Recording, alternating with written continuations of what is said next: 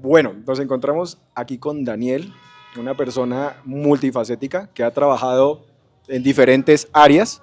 Puntualizaremos las diferentes áreas en las que Daniel ha trabajado, pero diría que entre los segmentos destacables está el área, una faceta musical, está una faceta creativa de una agencia, está la faceta educativa de la autónoma, está una faceta también de emprendimiento y de empresas.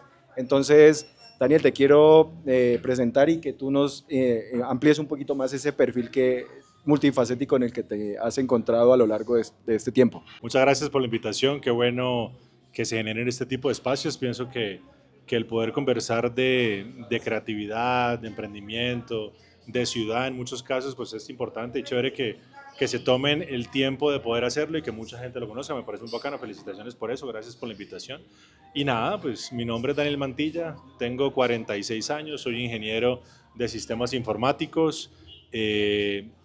Músico frustrado tal vez, pero digamos que un artista empedernido, siempre he tenido como ese lado artístico por ahí, con música, fotografía, publicidad y demás, pero pues básicamente en los últimos 22 años de mi vida me he dedicado al sector educativo. Estuve al frente de la Universidad Autónoma hasta hace unos 8 meses más o menos, que decidí iniciar mi formación doctoral. Ahora estoy por fuera de la ciudad, pero nada, muy comprometido, muy contento y chévere estar en un espacio donde podamos conversar de muchas cosas. Listo, Daniel, hablemos un poco de la creatividad en Popayán. Tómalo desde el punto de vista que quieras. El hecho de haber incursionado en emprendimientos, en estar en diferentes espacios, pues eso le muestra a uno un panorama, ¿no? Y el hecho también de viajar y de conocer otros sitios, otros países, siempre uno está comparando. Entonces, cuéntanos, ¿qué ves tú en Popayán que tenga potencial, que necesite ser explotado más y que no solo el sector académico, porque a veces nos quedamos en lo académico, ¿no? Y en lo conceptual y en divagar y el hacer creo que nos cuesta mucho, ¿no? Háblanos un poco de eso, de la creatividad en el contexto patojo. Sin lugar a dudas, el patojo, pero el colombiano en general es creativo, es decir, nosotros por las mismas circunstancias que afrontamos día a día nos vemos abocados a tener que buscar soluciones a miles de problemas. Y de ahí se genera que el colombiano y el patojo pues sea muy recursivo para muchas cosas, ¿no? Que creo que es el principio básico de la creatividad, es decir, empezar a buscarle soluciones a problemas de diferentes maneras. ¿En qué coincido? En que a veces pasar de tener la idea a poder tener algo que efectivamente produzca a través de camellarle a esa idea es lo más difícil. Nosotros en la universidad, pues la universidad nació como un emprendimiento. El fundador de la universidad, que es mi padre, fue profesor de la Universidad del Cauca, se pensionó de la Universidad del Cauca, inició con un instituto de idiomas muy pequeño, luego le fue poniendo secretario ejecutivo, luego lo fue cambiando poco a poco, se volvió en USICA y después de 30 años se volvió en la Autónoma. O sea que, digamos que nosotros siempre hemos cultivado el emprendimiento desde la institucionalidad de la universidad. Y cuando nos acercamos a preguntar a los muchachos qué quieren hacer o qué se les ocurre, los muchachos tienen muchas ideas. Emprendelab es un resultado de esa iniciativa de tratar de motivar a la gente para que no solamente tenga la idea, sino que a través de un proceso la lleve a que de verdad sea algo productivo. Yo creo que somos muy creativos, pero de verdad nos falta poder articular procesos que nos lleven a que la creatividad se convierta en algo. Y yo creo que uno de los principales problemas es, yo creo que el miedo que tiene la gente de compartir sus ideas. La gente usualmente puede tener una idea, pero no la quiere compartir porque le da miedo que se la roben o algún tipo de estas cosas. Y yo he dicho que yo preferiría ser dueño del 1% de algo que produzca $1 millón que el 100% de algo que no produzca nada. Entonces creo que ese paradigma de compartir, de compartir las ideas y de crecer en conjunto, creo que es lo que nos falta a nosotros. Por esa línea, ¿tú crees que Popayán tiene alguna limitación geográfica que hace que también el emprendimiento no se siente tanto en la ciudad? Te pongo un ejemplo, el tema de los bloqueos, el tema político, el tema de conflicto. ¿Tú crees que también influye significativamente en el emprendimiento patojo? Yo creo que el ecosistema ayuda a que se desarrollen o no las iniciativas. Y yo creo que si bien Popayán es una ciudad que genera emprendimientos, muchas veces esos emprendimientos son demasiado informales. y la institucionalidad no permite que se formalicen ciertas cosas. Somos una ciudad que también, teniendo en cuenta ese tipo de dificultades, no llegan nuevas industrias que de pronto no se generan acá, sino que vienen de otra parte, que pueden también dinamizar el ejercicio como tal. Pero yo creo que todo está por trabajar, es decir, creo que tenemos lo más importante, que es como el ADN, las ganas. Tú ves a la gente, a los estudiantes de las universidades, de los colegios, con ganas de hacer cosas. Y yo creo que el ejercicio es que nos pongamos de acuerdo de alguna manera y que podamos construir un ecosistema, porque no solamente es que una universidad tenga un taller de emprendimiento, porque todas lo tenemos, o que en los colegios se den clases de emprendimiento y de creatividad, sino que de verdad, digamos que la ciudad y el departamento se muevan hacia eso, que sea fácil que tú puedas concretar una idea de negocio como esta, donde nosotros estamos. O sea, esto hace poco tiempo no estaba y se ha venido creciendo, y son iniciativas que se pueden buscar y generar, pero que definitivamente, si la institucionalidad no está ahí para darte la mano y no solamente para apoyarte con la academia de cómo se hace esto, sino que el emprendedor pueda sentarte contigo y decirte, mira que esto es lo más difícil, porque a veces crear las cosas no es lo complicado es atravesar el proceso, durarlas, saber que vas a fracasar, que te va a tocar duro.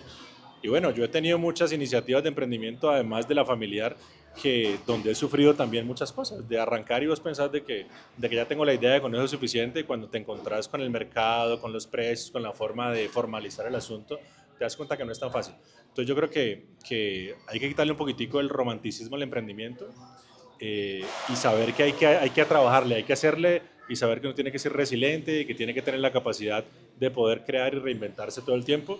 Y bueno, ahí está. Yo creo que el asunto es así, que podamos crear de verdad un ecosistema que facilite el ejercicio entre la academia, el gobierno, los mismos empresarios, que los emprendedores quieran compartir sus iniciativas, y me parece que eso es lo más importante. Siguiendo por la línea del emprendimiento, hagamos un viaje por el pasado, el presente y el futuro, pues a propósito de la maestría, específicamente lo hablo por prospectiva, ¿no?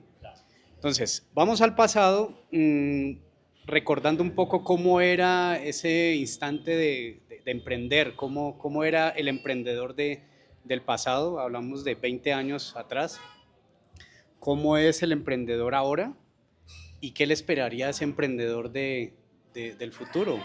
No solamente en Popayán, hagamos una visión general de Colombia. Creo que pues, definitivamente ese mismo, digamos que ecosistema o el contexto, pues por supuesto ha cambiado, sobre todo en términos tecnológicos. Por ejemplo, nosotros hace 20 y pico de años que con un muy buen amigo, Diego Aguilar, montamos una agencia de publicidad que se llamaba Play Marketing and Media Colombia. Era bastante ostentoso el nombre en ese momento para poder, año 2000, 24 años. Nosotros empezamos a trabajar acá en los primeros espacios de radio y televisión que se crearon acá, en los canales locales de acá y en radio policía, radio ejército. Empezamos a hacer cositas y nos dimos cuenta que los negocios necesitaban no solamente, o sea, que la manera de hacer publicidad en radio en ese momento era muy simplemente: yo voy a radio y cuento y digo, la empresa tal está en tal calle, ya hace tal cosa y ya nada más.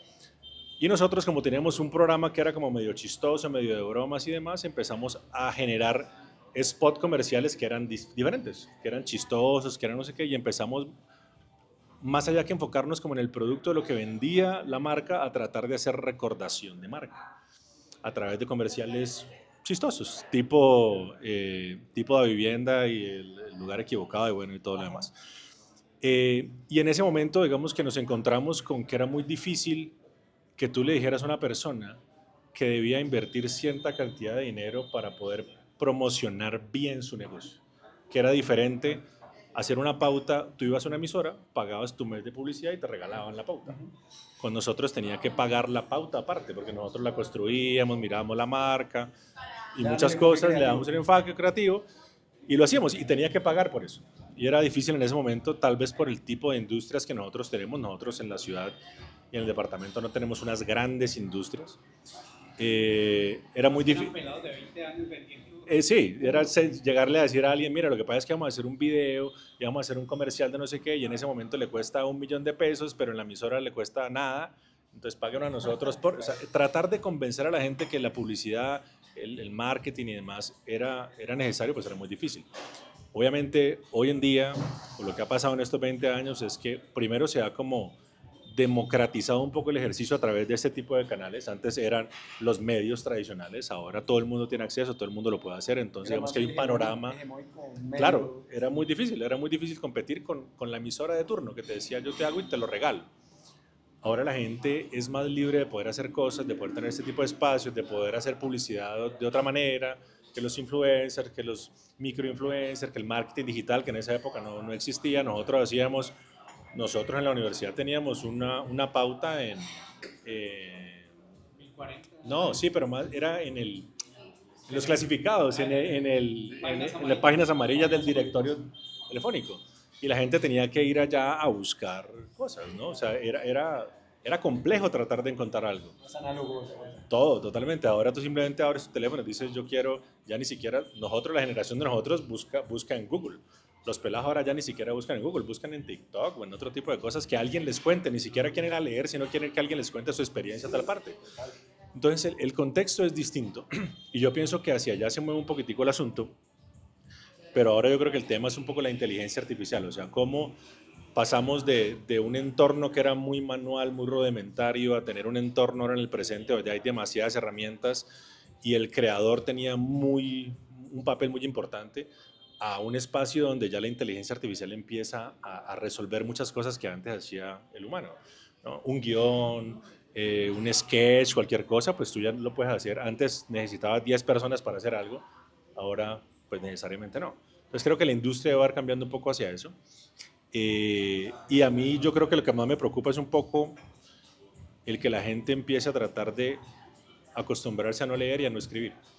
Yo siento que lo que más genera un poco el tema de la creatividad es que tú saques cosas de ti, digas cómo piensas, lo escribas y lo pongas. Y leas también, porque el conocer cómo piensan otras personas te pone a ti a hacer un poco análisis crítico. Ahora con la inteligencia artificial es muy difícil que tú le digas a un pelado, hágame un ensayo de tal cosa, dígame usted qué piensa, porque hay muchas herramientas que lo hacen por ti. Entonces creo que ahí está también el reto de nosotros como educadores, y es que entendamos cómo utilizar todas estas herramientas, porque ya no las podemos quitar, no es necesario tienen muchas ventajas, tenemos que aprender a manejarlas y básicamente que reinventar el asunto, pero yo creo que el futuro estará sin lugar a dudas marcados por la creatividad y esa brecha que va a haber entre lo que hace el humano y lo que hace la tecnología. En un anterior podcast habíamos hablado de la importancia de leer más que ver un video. Porque si tú lees, estás haciendo un proceso de lectura, pero además estás haciendo un proceso personal de interpretación. Que hablamos, por ejemplo, si Alejo se lee un libro y yo me leo el mismo libro, él va a tener una interpretación bajo su sesgo y yo mi interpretación bajo mi sesgo. Pero digamos que el ejercicio creativo, el ejercicio mental es que yo me imagino la idea. O sea, yo me leo una historia y yo me imagino el personaje, el mundo y tal. Si yo veo un video, me quita esa capacidad, porque el video ya está imaginando por mí, ya me está mostrando el personaje caracterizado, el mundo caracterizado. Entonces ese ejercicio mental se está perdiendo, no más comparándolo con el video. Ahora la inteligencia artificial es ya un tema súper extrapolable, porque pues ya tú le puedes decir a la inteligencia, extráeme de este libro los puntos más importantes, ubícame tal cosa. Entonces va a ser mucho más difícil obligar a un estudiante o obligarse uno mismo también a leer. En términos productivistas, claro, la inteligencia artificial nos gana esta vida y la otra, pero el ejercicio mental se atrofia a mi modo de ver cuando nosotros ya dejamos de hacerlo, como lo que pasa con la calculadora, que ya calcula para nosotros, ya no tenemos la capacidad de calcular. Lo mismo sucede con esto. Yo te quería preguntar en el enfoque educativo, ¿cómo ves ese tema? ¿Cómo crees que los estudiantes ahora se están... Bueno, ya ahí diste como ese inicio de que hay un reto, pero ¿tú crees que se está acelerando mucho ese proceso? ¿Que los estudiantes ahorita ya van a perder esa facultad o que va a tener esas complicaciones de presentar un trabajo de grado? De hecho, ahorita he escuchado que hay programas para detectar si tu tesis lo ha intervenido la IA o no. Sí. Entonces, me parece un desgaste que ahorita los profesores se pongan en esa tónica a ver si falla o no falla, pero pues esa es la crisis ahorita que yo estoy viendo, que entonces ahorita va a haber un tema de si es legal o no es legal que tu trabajo esté intervenido por una inteligencia artificial. Y bueno, y hay otros temas que se empezarían a desglosar. En principio está ahí y se va a quedar y va a seguir creciendo. O sea, ponerse a pelear un poco con eso, que yo creo que es lo que le pasa a uno cuando está acostumbrado a hacer algo de alguna manera y llega a algo, hacerla de otra. Hay una transición en ese paso. Como resistencia al paradigma. La resistencia, hablabas hace rato de de acordarse de cosas. Yo me acuerdo cuando uno estaba en el colegio, de la calculadora, hablabas hace rato, yo me acuerdo que uno en el colegio se sabía los teléfonos de la casa, los teléfonos de los amigos y demás. Ahora, yo ahorita no me sé los teléfonos de casi nadie, de pronto de mi familia cercana, pero, pero ahora pues está en el celular, ¿sí me entiendes? Y ahora se te pierde el celular, igual tienes la información ahí en la nube. Eh, y yo creo que luchar contra eso es difícil, es decir, uno viene con sus paradigmas y con la forma en la que fue criado, y los pelados de ahora están en esa transición de que no lo tenían antes y ahora sí lo tienen. El asunto va a ser un poco para los que nazcan después, que nacen ya digamos que donde eso ya es una realidad. Y la tarea de nosotros será eso, es decir, yo pienso que la inteligencia artificial para toda la parte que tiene que ver con el proceso de las cosas, es fantástico utilizarla. Es decir, yo quiero hacer un resumen de un artículo científico. La inteligencia artificial me lo resume más rápido y puedo yo ver rápidamente y decir sí me sirve, no me sirve, y si sí me sirve yo profundizo en él, ¿sí? Pero si yo ya utilizo la inteligencia artificial para decir ven, piensa por mí y trata de decirme lo que yo quisiera, y obviamente si tú la guías ella te va a generar el texto y demás, y yo creo que luchar un poquitico contra esa como pereza que se puede generar en el ejercicio de pensar y de criticar, es lo que puede ser difícil hacia el futuro. Además que se empieza a escribir una línea muy delgada entre lo que es verdad y no es verdad, quién lo crea, quién no lo crea, y yo creo que ahí va a haber una gran discusión en el mundo acerca de cómo manejar el tema de la inteligencia artificial, porque sin lugar a dudas tiene muchas ventajas. Es que la capacidad de procesamiento es impresionante. Y bien usada, por supuesto, va a generar muchas, muchas, muchas ventajas. Nosotros en la universidad, pues nunca pensamos ni siquiera en tratar de prohibir el ejercicio. Lo que nosotros hemos venido haciendo es tratar de generar espacios para que los maestros, que son de una generación distinta, sepan que está ahí y vayan aprendiendo cómo utilizarlo, y tratar de que se genere un tipo de conciencia. Yo pienso que al final de cuentas todo y muchos de los temas se centran en eso, y que la gente haga conciencia de saber qué está bien, qué está mal, cómo éticamente utilizar las cosas, pero yo creo que ese tipo de cosas como la ética es lo que no se puede perder. Está la herramienta, lo puedes hacer, sabes cómo hacerlo, no sé qué, pero habrá ciertos límites que deberán ser permitidos y otros no. Quiero que hablemos de los bloqueos creativos. Y yo creo que la inteligencia artificial ayuda a que nos bloqueemos más creativamente. Pues lo digo desde el punto de vista personal porque como está ahí la herramienta, lo que tú dices, a veces queremos que piense por nosotros, que cree por nosotros, que genere ideas ganadoras por nosotros. De hecho, vos le puedes pedir que te arme un modelo de negocio exitoso con un presupuesto. Entonces, creo que lo que está incentivando es a esos bloqueos creativos. ¿Cuáles son tus estrategias para desbloquearte creativamente? Cuando estás que dices, no me fluye y tampoco quiero preguntarle a la inteligencia artificial justamente para que no haga el trabajo por mí. ¿Qué ejercicios desarrollas para lograr ese desbloqueo? Mira, te cuento un poco de mi experiencia en algunas de las áreas. Digamos, yo no soy músico, pero me encanta la música. Tuvimos la oportunidad con Dieguito Aguilar también de tener una banda de música hace mucho tiempo que empezó a mutar, era como pop rock, y se llamaba primero, cuando estábamos en la universidad, yo estudié electrónica con Diego, yo no terminé, él sí, yo me pasé a sistemas. La banda se llamaba Las Pastillas que mi madre me dejó. El nombre surgió de un juego cualquiera, pero si nos preguntaban a nosotros qué significaba, nosotros decíamos que las pastillas era el remedio y que mi madre me dejó era la herencia, entonces nosotros éramos el remedio bueno, tenemos un cuento para explicar qué significaba. Enredando. Luego éramos 8, nos reunimos después de 4 o 5 años, ya no éramos 8, sino que éramos solamente 3, entonces la banda mutó y se llamó a Quedamos 3. Con Quedamos 3 hicimos muchas cosas, hicimos canciones, grabamos un video aquí en Popayán, tuvimos la oportunidad de conectarnos con mucha gente de la industria, pero como el negocio de la música es muy complicado, hay mucha gente en el medio, bueno, creo que es muy difícil surgir si uno no tiene un canal muy bien definido, o en este momento no hace música que sea comercialmente más aceptada, pues era muy difícil. Y entonces al final terminamos, de los 3 quedando 2, que éramos Diego y yo, y el último proyecto musical que tuvimos se llamó Modo Sabático. Y cuando nosotros tenemos problemas, o cuando yo principalmente digamos que tengo problemas en cualquiera de los temas, en la música o en la fotografía o en la gerencia de la institución y uno está bloqueado, yo lo que busco es moverme a otro escenario. Es decir, si yo estoy pensando en una canción y no encontramos cómo hacer una canción, pues yo me iba a jugar baloncesto y la dejaba. Yo pienso que a veces uno tiene que entender que el bloqueo está ahí por algo. Y, sí, como que a veces luchar con él es como que lo necesito ya. Y yo creo que a veces darse un tiempo para hacer otra cosa genera que el bloqueo se vaya, o sea, que haya un desbloqueo en el ejercicio.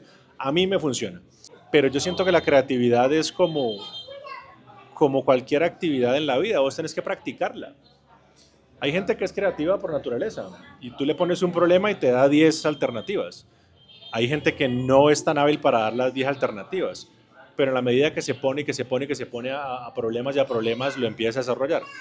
Yo soy ingeniero de sistemas informáticos, pero la vida me fue llevando a que profesionalmente yo me fuera más por el lado de la administración y la gerencia. La administración es en perspectiva y planeación, y el doctorado es en dirección y liderazgo de instituciones educativas. Pero lo que a mí nunca se me fue del ingeniero es la capacidad de pensar y resolver problemas, que te da el iterar. Entonces, al final yo creo que la creatividad se construye. Hay parte de talento, por supuesto. Hay gente que vos le soltás algo y te resuelve de una. Hay gente que no es tan hábil para eso, pero que sin lugar a dudas yo pienso que con práctica se puede ir construyendo. Retomando lo último, me dio curiosidad y me parece chévere como que tuviste las dos facetas, ¿no? Porque uno dice, el ingeniero no es creativo, pero en tu perfil está la parte musical, la parte de agencia que es creativa y tu formación es de ingeniero. Entonces, parece chévere porque hablas como del tema organizacional, pero nunca has perdido ese enfoque creativo, siempre te ha gustado como explorarlo. Entonces me parece chévere eso porque a veces uno encasilla que el ingeniero es una persona extremadamente cuadriculada, analítica, que quizás no es como tan flexible como para pensar en cosas creativas. En cambio, pues yo soy diseñador, entonces mi vida es estar todo el tiempo abierto a muchas ideas, hacer brainstorming, a escuchar a la otra persona y ver desde otro lado la forma de experiencia. Entonces, pues me parece chévere. Ahora, pasando como al otro tema, digamos, se me fue la palabra, pero pasando de la inteligencia artificial a Popayán, donde todavía la educación, yo no creo que la inteligencia artificial todavía esté tan implementada en la educación. Yo creo que la inteligencia artificial en este momento no se sabe operar dentro de las instituciones por el tema de la prohibición, por el tema de que los profesores van a estar más enfocados en que no lo hagan por la inteligencia artificial, sino que lo hagan pues con la estructura de los colegios como actualmente está funcionando, ¿no? Que yo sea capaz de resumir y hacer todo el proceso cognitivo sin que la inteligencia obre por mí. Pero yo creo que ahorita el ejercicio, como lo interpreto ahorita, es que nosotros estamos haciendo una leve traducción o una leve transición, perdón, hacia cómo hacer una implementación consciente de la inteligencia artificial en la educación. ¿Tú crees que ese proceso de transición, bueno, no digo solamente en Popayán, sino que está ocurriendo pues, en Colombia o a modo global, es un proceso lento o es un proceso rápido? Yo siento que fue algo que nos sorprendió a todos y que no pensamos que iba a crecer tan rápido. O sea, la inteligencia artificial no es algo que apareció en el 2023. Es algo que se viene trabajando hace mucho rato. O sea, es un tema que tiene mucho desarrollo. Lo que pasa es que efectivamente el boom del asunto nos cogió muy rápido a todos y no estábamos tan preparados para eso. Nos pasó también con el tema de la pandemia, por ejemplo, las universidades y los colegios, todo el mundo venía hablando de virtualización de contenidos, de poder hacer formación a distancia. Nosotros en la universidad tenemos hace mucho rato una unidad de uniautónoma virtual que venía trabajando en cosas, pero nosotros no estamos preparados para que nos dijeran en un mes o en 2 meses tiene que cerrar y tener que dar todas las clases virtuales. Había profesiones que eran estaban más conectadas con el ejercicio y uno pensaba que podían ser más fácil llevarlas allá, pero había profesiones, por ejemplo, como el derecho, que los profesores y la gente y la misma estructura del programa hacía que fuera mucho más difícil hacerlo. Entonces, cuando aparece la necesidad, hay que implementarla de una manera rápida, pues todo el mundo empieza a adivinar de alguna manera cómo hacerlo. Y yo creo que en eso es lo que estamos ahorita todos. Lo que te digo, el contexto es muy distinto porque seguramente países que son mucho más tecnológicos, que tienen una influencia mucho más grande de empresas, de multinacionales, que tienen que ver directamente con la tecnología, que no le tienen tanto miedo a implementar el asunto, pues lo pueden hacer más rápido. Nosotros estamos en este momento en tratar de entenderlo. Y habrá gente que lo entiende más rápido, otras que lo entienden menos, gente que es proclive a tratar de desarrollarlo, otra que al no entenderlo quiere bloquearlo porque no lo puede entender. Y yo creo que el tema va a ser un poco como ponernos todos de acuerdo en esos límites permitidos de que está bien, que no está bien, hasta dónde está. Es una herramienta que no la vamos a poder quitar. Va a estar ahí, se va a seguir desarrollando y cada vez va a ser más poderosa. De eso no hay lugar a dudas. Es cómo la utilizamos, cómo la metemos en el proceso de formación. Y eso nos va a llevar seguramente a cambiar muchos paradigmas desde el mismo punto de vista educativo. Es decir, ¿seguirán siendo necesarios 5 años para hacer una profesión? ¿Seguirá siendo necesario que la titulación de ciertas actividades, de ciertas funciones, tenga que pasar por un proceso tan estricto educativo? No sé, yo pienso que todos en este momento estamos en ese tema de reinventarnos, las universidades, los colegios, el proceso educativo como tal. Los chicos hoy aprenden de una manera totalmente diferente a la que aprendimos nosotros y a la que aprendieron nuestros padres, nuestros profesores y de ahí para allá atrás. El sistema totalmente hay que modificarlo, hay que cambiarlo, hay que actualizarlo, pero eso es algo que va a llevar un poco de tiempo. Mientras lo entendemos, mientras lo probamos, mientras lo iteramos, mientras alguien tiene por ahí una iniciativa y dice yo voy a montar este proyecto y lo voy a hacer y me voy a dar la pela y voy a ver cómo funciona y la gente empieza a copiarlo, ¿no? Y también de lo que hagan los países que tienen más contacto directo con ella, porque pues no podemos negar de alguna manera que nosotros somos consumidores no solamente de electrodomésticos, de aparatos, sino también de tendencias y de formas de desarrollo. Entonces, pues bueno, tendremos que de alguna manera tratar de actualizarlo a nuestra forma de pensar, a nuestra ideología, a nuestra idiosincrasia, a nuestros contextos, pero yo siento que la tarea está ahí, en poder encontrar ese equilibrio entre cómo utilizarla como una herramienta que te ayude, pero que te permita que ese desarrollo y esa capacidad crítica, sobre todo de los pelados, no se pierda. Yo siento que ahí está el ejercicio, es decir, cómo les decimos, miren muchachos, aquí está esta herramienta, nos permite hacer todo esto, pero que el docente, que ya no va a ser un generador de contenido, porque el contenido está ahí y el muchacho ya lo puede acceder de manera fácil en todo lado, se vuelve como un guía, como un tutor que ayuda a entender cuáles son de verdad esas capacidades que tiene cada estudiante, porque yo creo que una de las grandes dificultades que ha tenido el sistema es que hemos pensado en la estandarización y que si yo tengo en un salón 25 pelados, todos tienen que aprender de la misma manera y de la misma forma y al mismo ritmo. Y yo pienso que este tipo de herramientas nos van a permitir eso, es poder entender que cada uno tiene su ritmo y que puede aprender de una manera distinta y que el profesor puede ser simplemente un guía, un tutor que identifica esas actividades o esas características, esas ventajas y lo va guiando a través de un proceso de pronto más rápido, más dinámico, menos estructurado. Y yo siento que tenemos que estar totalmente en un proceso de reinvención con tal de todo el sistema educativo. Hemos hablado de diferentes aspectos, diferentes roles, vas y vienes de las ciencias blandas a las ciencias duras. Me gustaría saber en qué rol te sientes más cómodo, sin contestar que cada rol tiene lo suyo. Y, y ahí como implícito está el tema político, si de pronto te interesa, no el politiquero, sino el político. Todos los ciudadanos somos actores políticos de alguna u otra manera. Nuestro rol siempre ha estado del lado de la educación, del lado de la empresa privada, del lado del emprendimiento, pero por supuesto al estar en una actividad como la educación, que es por lo menos un servicio público, así lo desarrollan entidades privadas, pues nos ha permitido conectarnos con muchas cosas que tiene la ciudad y la región. La universidad tiene una misión muy clara y es utilizar todas sus capacidades para primero pensar en la región. Los procesos de investigación, de proyección social, de emprendimiento, de todo lo que hace la universidad lo hace primero pensando en dónde está. Yo pienso que es una de las iniciativas más importantes que tenemos. Yo me siento cómodo con los dos lados y trata uno de ser no político en la respuesta. Eh, yo tengo, pues no lo puedo mostrar aquí, pero yo tengo este lado no está tatuado y este lado sí está tatuado. Y yo hago un símil un poco en que este es el lado del ingeniero, rector, administrador, no sé qué, y este es el lado pues, del fotógrafo, el basquetbolista, el músico y demás. Eh, pero aquí en la mitad del pecho tengo un letrero que dice balance. Y yo creo que eso es lo importante, que tú encuentres un balance entre las pasiones, entre lo que te mueve, entre lo que quieres hacer y tu actividad profesional como tal.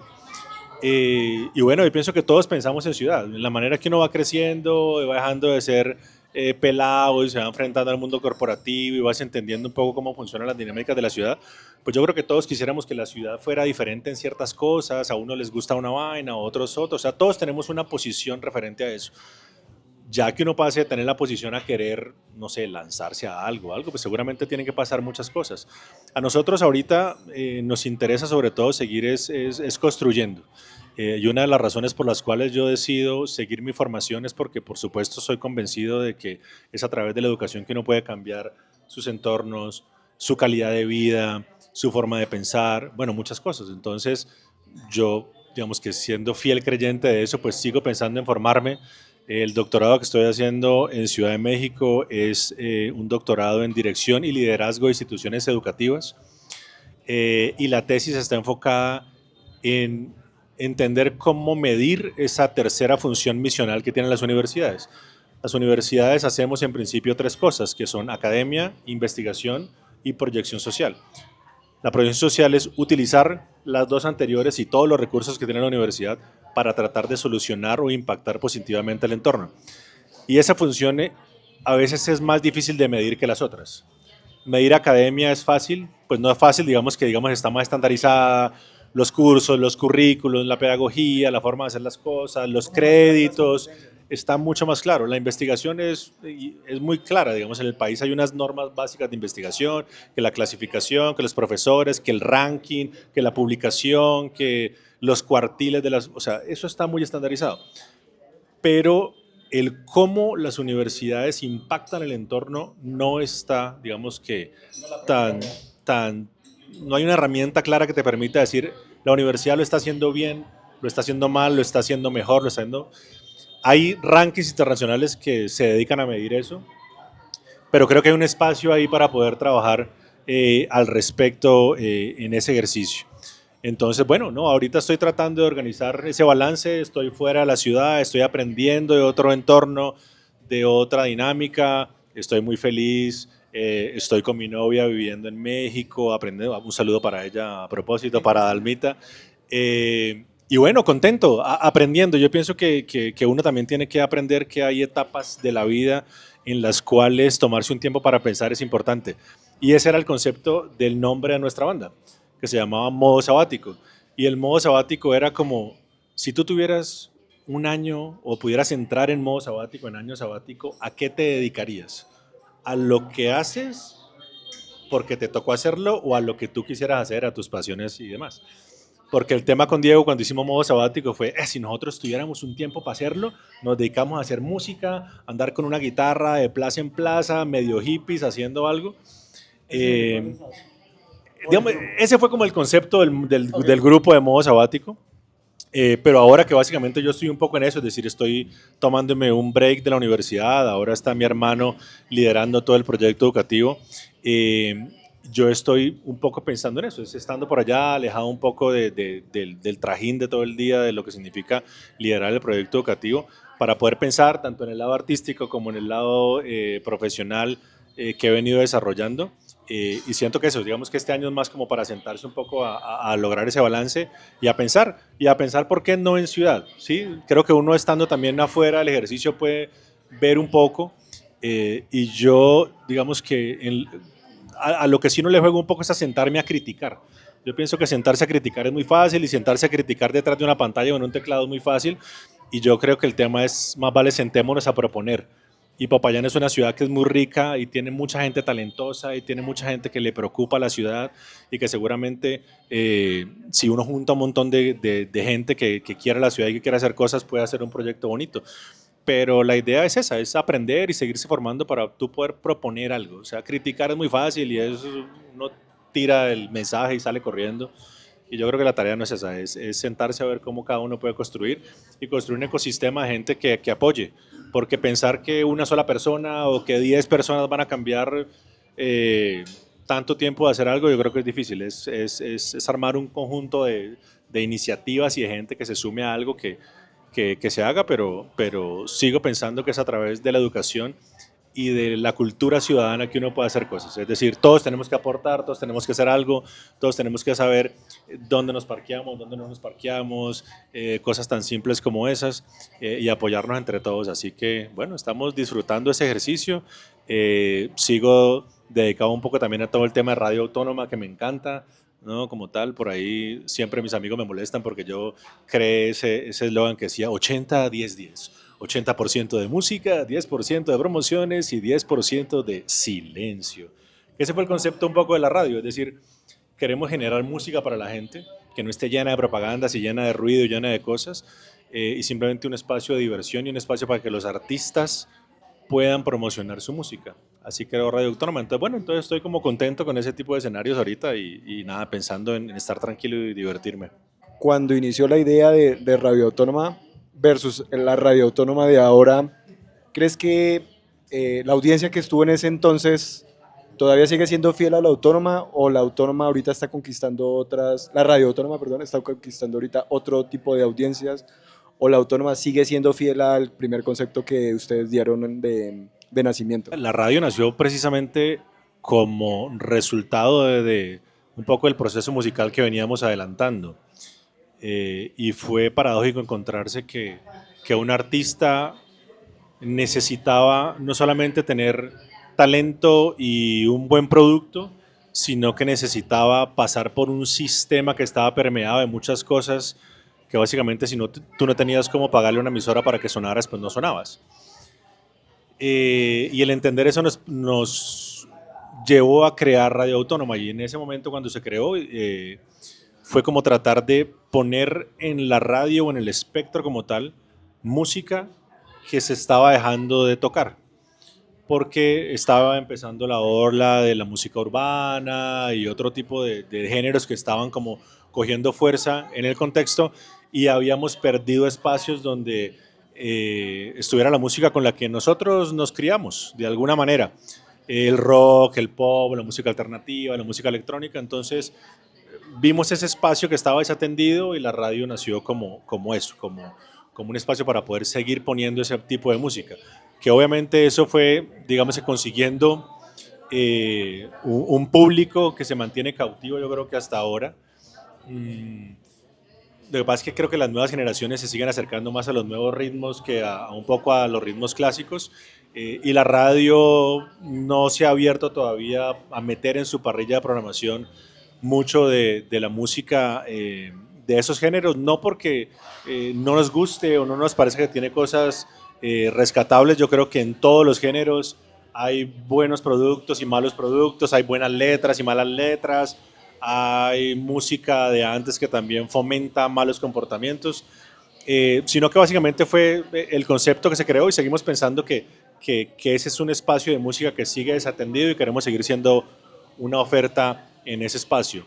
Lo que seguramente sí se está pensando un poco es abrir un poco más el espacio a la conversación, a la generación de contenidos un poco más hablados, un poco más a que la radio interactúe con su público, porque ahorita la radio simplemente emite música, es un espacio para que la gente se conecte, escuche nuevas propuestas y demás, pero de pronto no hay una interacción directa con el oyente. ¿Cómo abarca la social media? Sí, nosotros digamos que tenemos la radio, está la página de la radio, están las redes sociales de la radio, pero queremos un poco tratar de escuchar más, conversar más con la gente, generar espacios, por ejemplo, como estos, que la gente se pueda conectar con la radio, escuchar a los oyentes. Seguramente no vamos a generar espacios radiales como programas radiales como tal, pero sí de pronto utilizar el espectro para empezar a generar más contenido que permita llegar a su audiencia con más mensajes, con más temas de formación, con invitarlos a que sigan siendo críticos del ejercicio. Y bueno, creo que es una herramienta que la universidad ha construido durante yo creo que llevamos un poco más de, o casi 10 años, posicionándola en la ciudad y bueno, seguimos juiciosos con la tarea. Tenemos pendientes hacer la segunda versión del Radio Autónoma Music Fest, que la hicimos hace algún tiempo, que fue el concierto que hicimos en la Plaza de Toros en ese momento, que fue un concierto gratis para toda la ciudad. Y hemos venido como detrás de la iniciativa a ver si lo volvemos a hacer. Ojalá que se pueda en este año o a inicios del siguiente, pero creo que es una tarea que todavía tenemos pendiente, que es un espacio básicamente para que las bandas locales tengan esa exposición. Yo creo que a la ciudad le falta un poco eso en tema cultural, esos espacios que permitan que las personas que tienen talentos se den a conocer, que la gente pueda ver qué están haciendo y puedan tener la oportunidad de consumir o no sus productos como tal. Listo, Daniel. Nuestro señor Cara de Papa siempre nos acompaña en esta mesa. Él tiene ahí un montón de conceptos sobre creatividad. Entonces la idea es que escojas uno al azar, lo leas y nos cuentes tu opinión, comentario. Creatividad como desafío al status quo de Steve Jobs. Bueno, Steve, fundador y cofundador de Apple, consideraba que la creatividad implicaba efectivamente eso. Yo siento que la creatividad permite efectivamente eso, es decir, yo creo que el ser humano, el cerebro, todos estamos construidos, diseñados de alguna manera para hacer como economía procesal. Es decir, tú aprendes, cuando tú estás aprendiendo a tocar guitarra, te cuesta aprender a tocar guitarra porque tú no sabes dónde están las notas, dónde están las cuerdas. Hay un proceso ahí de aprender a hacer el asunto que es muy complicado, pero cuando tú ya lo aprendes, tú lo haces sin ver y sin nada, y pasa en cualquier ámbito o en cualquier formación. Te vuelves como autómata, que es un poco, eso lo dice Kahneman cuando habla del sistema 1 y del sistema 2, como de cómo el ser humano utiliza o razona, o cuando no razona, sino que simplemente actúa por impulso. Es decir, si a ti te van a echar un vaso de agua, tú no piensas y dices, viene el agua, me voy a cubrir, voy a hacer así, sino que tú reaccionas de uno. No lo piensas, simplemente es una acción que ya está grabada allá adentro. Y yo pienso que con los paradigmas pasa eso. Cuando tú ya aprendes a tocar la guitarra de una manera, tratar de tocarla de otra es muy difícil, porque te toca volver a empezar. Y yo pienso que la creatividad es ese camino que te hace, pues como lo decía Steve Jobs, romper esa manera en la que uno está acostumbrado a hacer algo. Estamos hablando ahorita de la inteligencia artificial. Hace X tiempo alguien por allá dijo, ¿y qué pasaría si esto, con esto, con esto, con esto? Y fue la forma en la que empezó. Steve lo dijo, antes los teléfonos tenían 800.000 botones.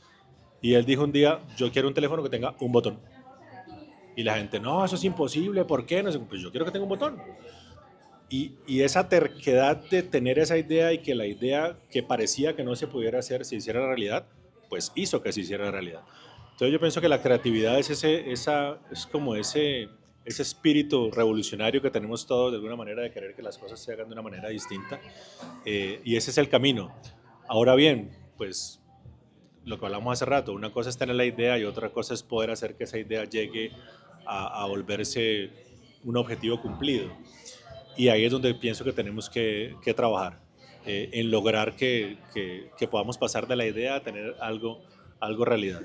Y nada, pues qué chévere que este tipo de espacios sigan estando, para que la gente pueda seguir conociendo, compartiendo, y yo al final creo que es en esta manera, en este tipo de diálogos y de compartir, no conocimientos, sino más vale experiencias. Yo pienso que el compartir experiencias es importante porque te hace conocer del otro y también evaluarte a ti y decir, bueno, estoy de acuerdo con esto, no estoy de acuerdo con esto, y como tal, pero chévere que puedan existir este tipo de espacios libres, de alguna manera, que permitan trabajar un tema tan importante como la creatividad. Y bueno, en lo que nosotros podamos ayudar desde la universidad, desde el colegio, desde las iniciativas que venimos trabajando, pues cuente con nosotros, porque pienso que es algo que hay que ponerle la ficha, a ver cómo a través de la generación de nuevas ideas logramos cambios significativos en nuestro entorno.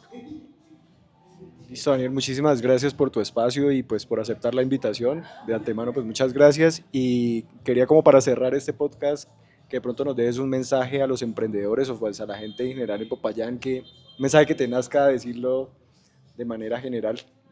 Dentro de todo lo que hemos conversado, algo que me parece muy importante es que la gente le pierda el miedo a compartir. Eh, Espacios donde tú compartes con gente que tiene pensamientos distintos a ti, a veces te logra desbloquear o logra que tu idea de verdad coja ese camino para poderse volver realidad. Pienso que ese es el mensaje, es decir, perdamos el tiempo, perdamos el miedo, perdón, a compartir y a aprender. Yo creo que a veces la gente es como terca en pensar que cada uno tiene solamente la verdad y es solamente la verdad y nada más que la verdad y la manera en la que yo pienso y en la que lo hago es la manera exacta. Y yo creo que el abrirse a las opiniones de los demás y entender que es a través de sumar esfuerzos de todos donde se pueden conseguir grandes desarrollos, pienso que es importante. Motivar un espacio de comunidad, que los emprendedores se vuelvan apoyos de los demás, que es un poco la filosofía de nuestro laboratorio de emprendimiento. Es que todos se sienten, todos compartan sus ideas, todos compartan dónde están bloqueados en algo, qué les falta, y seguramente alguno de los emprendedores ya lo ha hecho, ya supo cómo hacerlo y puede generar soluciones. Generar comunidad pienso que es lo más importante en este tipo de cosas.